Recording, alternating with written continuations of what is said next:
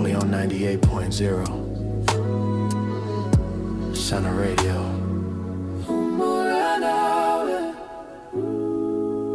Time to heal. Time to breathe. Time to feel alive again. Center Radio,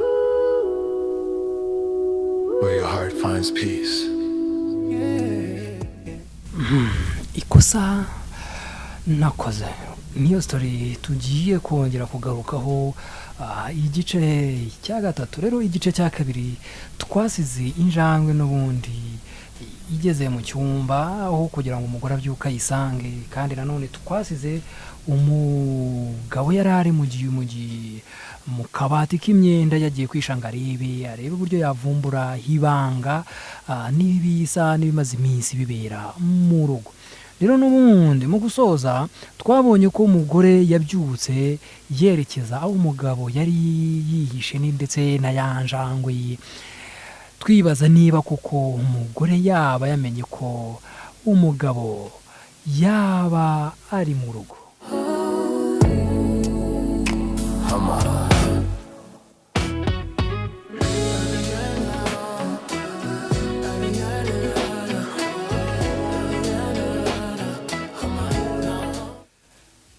Rero injangwe yahagaze imbere yanjye, umugore nawe andeba mu maso, turarebana imbona nkubona.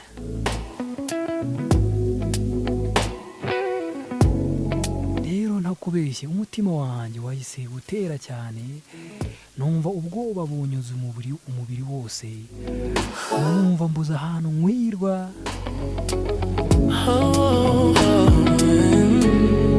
Madamu wanjye yahise ambwira n'umutima mwiza kandi utuje ati, ngaho sohoka, ntugomba kwihisha mu nzu yawe. Rero amaze kumbwira gutyo yahise aseka, ariko ntabwo yasetse nk'umuntu wari wishimye cyangwa wabishakaga. Nuko madamu wanjye yahise yungamo ati, mugabo mwiza, mutware w'urugo, twari tubizi ko uri hano. Rero ukuri guhari nuko nta hantu wigeze ujya nk'uko wari wabitubwiye muri iki gitondo. Ibyo rwose twari tubizi ko urimo kutubeshya. Time to breathe. Rero injangwe nayo yahise isohora ijwi, navuga ijwi rikomeye cyane, numvaga nkaho ridasanzwe kuri njyewe. Ibintu mbese muri make ibintu nabonye muri ako kanya byasaga nkaho ari ubwa mbere mbibonye, kandi kuko mu by'ukuri ntagiye kure, numvaga ari ubwa mbere kuko nta handi hantu nari narabibonye. Injangwe uburyo yasohoyemo ijwi itontoma nabyo ubwabyo byari ibintu bidasanzwe, ari ibintu ntarumvaho, bisa nkaho iyo njangwe itari yishimiye ibyo nari nakoze cyangwa se uko nari ndaho muri iyo nzu.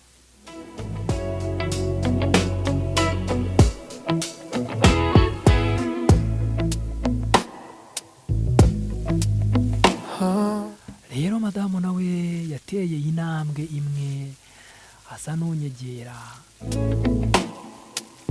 Rero yambwiye amagambo ameze nk'unyongorera ati, mugabo mwiza, si buri kimwe cyose cyagenewe gutahurwa cyangwa se kumenya. Bivuze ko ibintu byose biri hano mu nzu ntabwo ari ngombwa ko byose wimenya. Niba ushaka amahoro, jya kure y'ibikuruta, jya kure y'ibishobora kukumira. Reka imbwa ziryame, reka intare ziryamye zikomeze ziyiryamire. Sibyo mugabo mwiza, kuko bishobora kukwangiza. hamaze kumbwira ayo magambo umutima wanjye nawo warasimbutse numva ko ibintu ndimo kwijandikamo nubwo nabyijanditsemo kera nyimushaka kosa nakoze ryo kumwemera kuzana injangwe mu rugo aribwo noneho rigiye kubikosa nyakosa nzicuza ubuzima bwanjye bwose.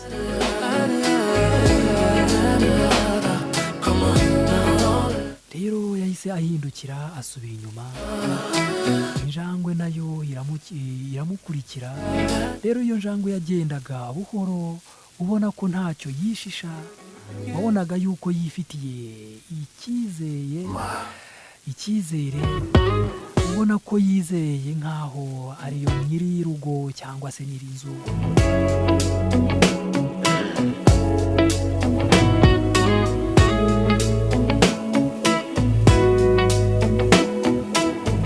Rero ntababeshye sinzi igihe namaze nicaye aho meze nk'uwaguye igihumure, gusa icyakubwira nuko bwakeye nyiri hahandi n'ubundi nari naguye ikinya, naguye amashanya, mbese nari meze nk'ipoto, nari mpagaze nk'ipoto, sinamenye ukuntu bwakeye, sinamenye uko byagenze. Rero saa 12:30 za mu gitondo umugore wanjye yarabyutse ategura amafunguro ya mu gitondo, breakfast nk'ibisanzwe. Ubwo rero nanjye narahagurutse njya muri salo, mbasanga umugore wanjye arimo gutegura ameza. Rero yaranyitegereje arambwirana umunezero muri make ntarabona kuva twamenyana, kuva tugiteretana, ntabwo munezera uwo muneza nawe yagiraga ku maso he, wabonaga mbese ari ibintu navuga bitandukanye. Rero yarambwiye ati, sheri nuri bujye mu kazi se? Rero wabonaga isura ye ituje rwose, afite amahoro nkaho nta cyabaye muri iryo joro. Rero kubera ubwoba nanjye namusubije numva natuje mu mutima, ese ngira nti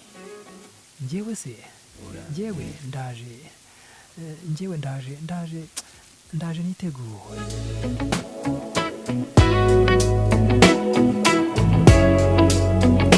Rero mubwira ko ngiye kwitegura, yarongeye aramwenyura gake, nuko arahindukira ajya mu gikoni.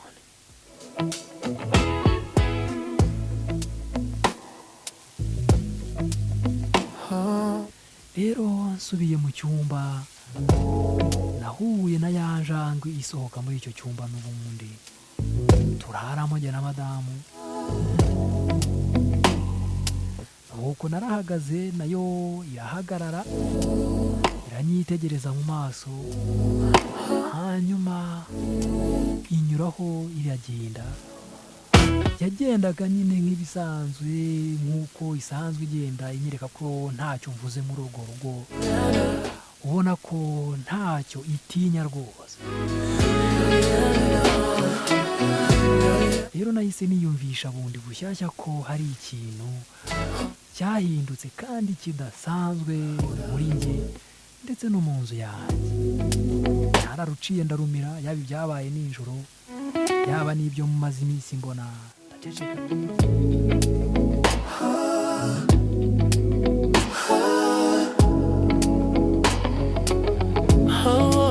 Nyuma y'iminsi mike rero nk'ibisanzwe inshuti yanjye yaje kunsura.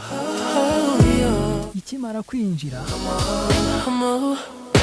yaransuhuje, ariko mbona ihise ijunjama. Kumwe yinjiye aseka birashira, mu maso he hahise hijima, ubona ko hari ikintu gihindutse muri we mu buryo bwose bugaragara. Rero nyine n'ubundi yahise avuga amagambo make, arangije arambwira ati, ko nshaka gutaha.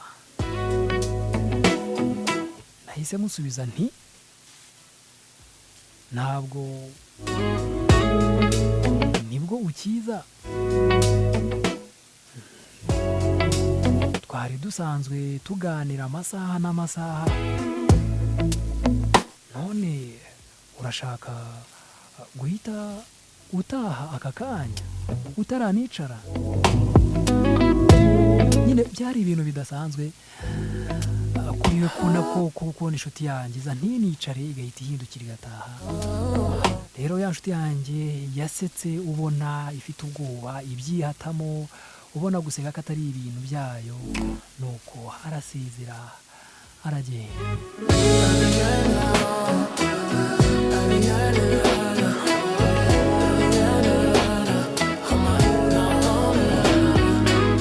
Rero umugore wanjye nawe yari ari aho muri salo, yarasetse, ariko mu by'ukuri nanjye sinamenye icyari kimusekeje muri ibyo byari bibaye.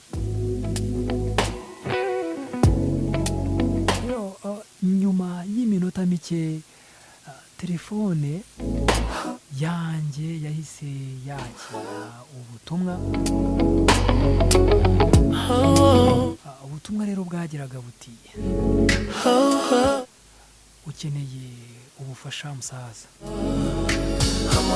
Mbona ubwo butumwa nka rero sinigeze mbusoma ngo nerure madamu yumve ko ari ubutumwa nakiriye, gusa nta nubwo nasubije, narabyirengagije.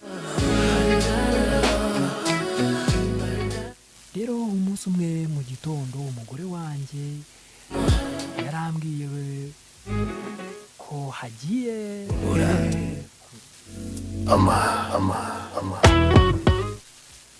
Rero umunsi umwe mu gitondo umugore wanjye yarambwiye ko hagiye gusura umuryango we, agiye gusura iwabo. Nanjye ndambwira ko nta kibazo wagenda, ariko n'ubundi yansabaga gahushya, ubona nyine n'undi yayunga atabimbwira ko yari kugenda.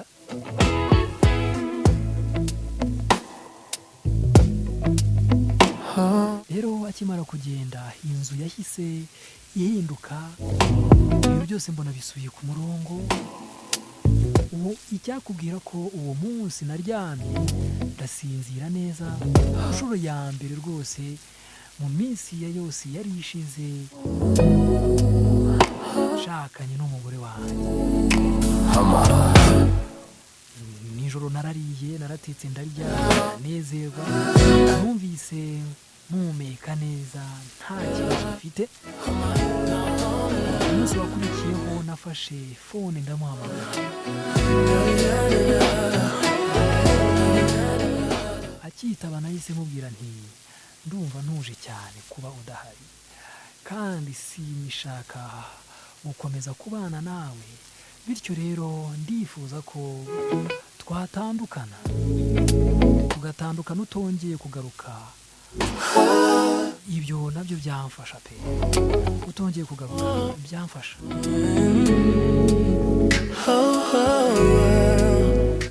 Rero yaracecetse akanya gato, nuko araseka ati mugabo mwiza, nari ndi mu nzira ngaruka. Rero telefone yahise yikupa. Kuva uwo munsi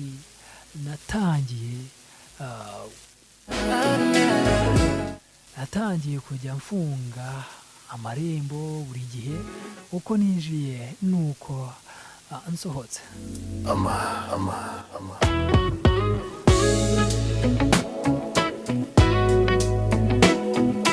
Umunsi wa mbere, wa kabiri, wa gatatu, rero iyo minsi uko ari itatu ntiyigeze agaruka mu rugo, ntiyigeze anahamagara. Muri make numvaga ntangiye gutuza muri njye, numva ko urugo rwanjye rwasubiye ku murongo.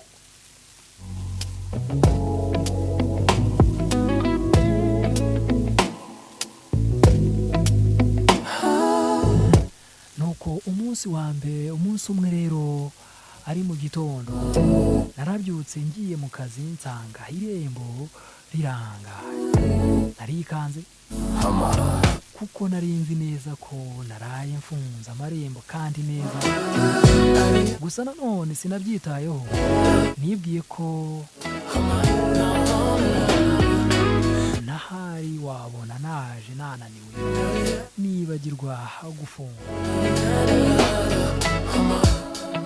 Nuko rero sinabyitaho, ndasohoka ndafunga ndakomeza njya mu kazi nk'ibisanzwe. Rero ntashye muri uwo mugoroba n'ubundi nasanze amarembo yo mu rugo yose afunguye, yewe ndetse ku muryango wo muri salo nawo urangaye. Numvise ubwoba bunyuzuye, umubiri wose uratitira. Nuko ndibaza nti ubuse nsubira inyuma njye gushaka ubufasha, njye gutabaza, cyangwa ninjire njye kureba icyaba kiri mu nzu icyabaye.